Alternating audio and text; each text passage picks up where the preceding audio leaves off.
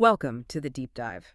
Today we're embarking on a really fascinating journey, digging into some ancient texts that, at first glance might seem incredibly specific, almost mundane, really, but I promise you they reveal surprisingly relatable insights into human nature and community, even all this time later. We're taking a deep dive into a particular rule from the Buddhist Vinaya, specifically Nissaggiya 13th. Now, it's a rule that centers on something as seemingly simple as, well, a monk's blanket. But this isn't just about wool. It actually unpacks a captivating story of community, discipline, and even some, let's say, clever interpretations of the rules. That's absolutely right. And to really get it, we need to picture ourselves back in ancient India, Savatthi, the Jetavana monastery. This is where the Buddha Bhagavan was residing. And the source material, it lays out this very specific challenge, a kind of issue that the early monastic community was facing. Centered on a blanket. I mean, why would such an unassuming item lead to such a detailed monastic rule? So our mission today is to understand the core problem, the Buddha's really precise, almost like engineering level solution, and what this tells us about life in an ancient spiritual community. Get ready, because it's about way more than just textiles. Okay, so let's unpack this with a specific case. The main players in our story are this group known as the Nissaggiya bhikkhus. Now, from what the texts suggest, they seem to be a bit, well, creative with their monastic gear, maybe.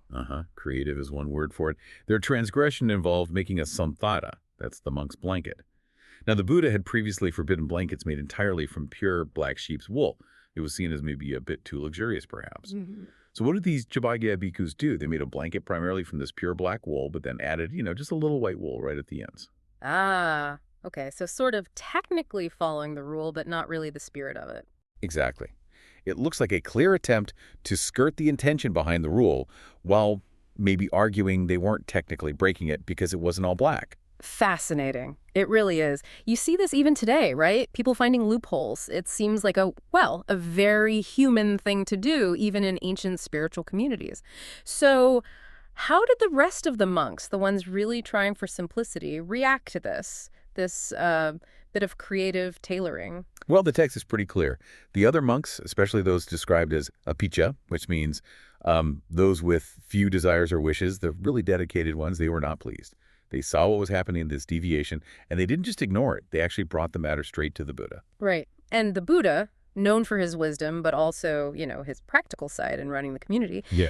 How did he handle this kind of, blatant disregard for the principle? He didn't let it slide. Not at all. He called the Nissaggiya bhikkhus out, basically, reprimanded them quite sharply for what they'd done. He saw they were undermining the whole point of his earlier instruction, you see. Okay, so he tells them off. But it didn't stop there, did it? He didn't just say, don't do that again. He actually came up with this incredibly detailed, almost prescriptive solution for making new blankets, the Navas santhata. And this is where it gets, really specific. Oh, it truly is remarkable. The level of detail for any new blanket. The Buddha laid out these very exact proportions of wool. It had to have 2 parts pure black sheep's wool, then 1 part white wool, and importantly, 1 part gocariya wool. Now, gocariya is usually interpreted as a kind of tawny or brownish wool. Wow. Okay. 2 parts black, 1 white, 1 brownish. And when it says parts, what does that mean exactly? Like volume? Good question. The text clarifies it actually refers to weight. There's a specific phase, dareitsva dvetula ataba, which basically translates to having weighed 2 measures are to be taken. So it's really precise. By weight. That is specific. Exactly. And just to clarify a couple of other terms quickly, nu, or nava, here means the act of making it. The santhata, the blanket itself, is described as made by spreading out, not woven. So think more like felt, not woven fabric. Right, like matting the fibers together. Precisely. Yeah. And making, Yeah. karayamanana, that covers doing it yourself or getting someone else to make it for you. So no loopholes there either. Pretty much covers all the bases. This level of detail, it really points towards managing communal resources carefully and trying to stop monks accumulating, fancy or status items. Yeah, that level of detail, the weight ratios, it almost makes me think of, modern quality control standards or like a really specific recipe. It shows how practical these spiritual guidelines had to be, right, for managing a big community. So given these super strict guidelines, what happened if a monk didn't follow this? What was the penalty for, say, using the wrong color mix or weight? Right. That brings us to the consequence, which is a Nissaggiya pācittiya offense. Now, pācittiya generally refers to a category of minor offenses in the Vinaya, but Nissaggiya adds a specific twist. Okay, what's the twist? Forfeiture. The act of actually making the blanket incorrectly. That starts as a dukkata offense, just a general wrongdoing. Hmm. But once that improperly made blanket is finished, or you acquire it somehow, it becomes Nissaggiya, and that means it must be forfeited. You have to give it up. Give it up. So you couldn't just, I don't know, unpick it or dye it the right color? Doesn't seem so. The process itself is laid out. It's almost like a little ceremony of letting go. The monk has to publicly state something like, "This blanket, sir, made without the proper white and gocariya wool is Nissaggiya. I forfeited to the sangha." And then it's formally handed over to the monastic community, the sangha, or maybe to a specific person they designate. Wow, so the consequence isn't just a slap on the wrist. It's tied directly to this core Buddhist value of non-attachment, isn't it? Even for a minor mistake. Exactly. It embeds the teaching right into the disciplinary process. And it looks like there was even another layer to it. If a monk just ignored the rule and kept using the wrong blanket. That's right. If a monk kept using, or as the text says, enjoys a blanket they knew was made improperly, they'd incur a further dukkata offense. It reinforces the idea that following the community rules isn't just a one-off thing. It's about ongoing commitment to that disciplined life. You know, you might think an ancient monastic code would be incredibly rigid, just black and white, no pun intended.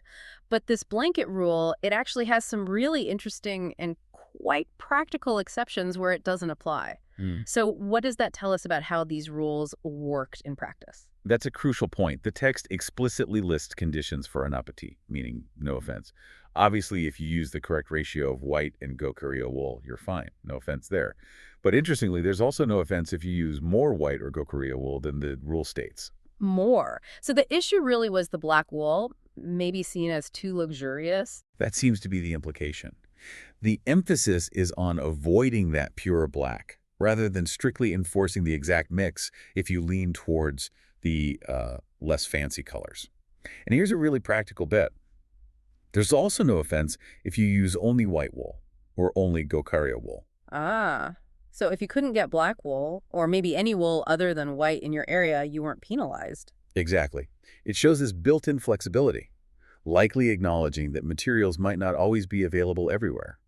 The spirit humility, avoiding luxury, seems key, rather than just the letter of the color law. That really changes the picture, doesn't it? It makes it seem much more adaptable. What other exceptions were there? Well, the rule was also very specific about what was being made. It only applied to the santhata, that felted blanket. It explicitly says it does not apply if you're making, say, a canopy or ground covering, or maybe a screen or a partition. Okay, so different items, different rules. Right, or even a cushion, BZ, or a pillow, bimbahana. The rule, in all its detail, was just for that specific type of blanket. Got it. And then there are a couple of really important compassionate exceptions. The rule doesn't apply to someone who is considered mad, umadakasa, acknowledging, diminished responsibility. And very significantly, it doesn't apply to the first offender, the adakamika. Or first offender. Sure. So like the first time you mess up, you get a pass. It suggests that, yes, it indicates a degree of leniency, an understanding for initial mistakes. It allows for learning within the community, which is quite humane, really. I find those exceptions really insightful. They show that even within what looks like this super detailed, maybe rigid ancient system, there was this practical understanding of human situations, material limits, even compassion. It's clearly not just about blindly following rules to the letter. Absolutely. And if we try to connect this to the bigger picture, this whole deep dive into one little rule about blankets, it really shows how these incredibly specific regulations reflect core community values. Things like humility, non-attachment, communal property, the whole structure of living a disciplined life. It wasn't just arbitrary. And that does raise that interesting question, doesn't it, about how these kinds of detailed rules, even about seemingly small things, help define who a group is, what they practice, whether it's an ancient monastery or, well, any organized group today. That's a great point. And it leaves us, and you listening, with a final thought to maybe mull over. Think about the detailed rules. Maybe they're written down. Maybe they're just unspoken expectations that exist in your own communities, your workplaces, your families, even just your personal routines. How do these specific guidelines, however trivial they might seem on the surface, actually shape behavior? How do they reinforce certain values and contribute to the whole fabric of that system? Maybe try thinking about the why behind the little rules you encounter every day. What do they reveal about the deeper values at play?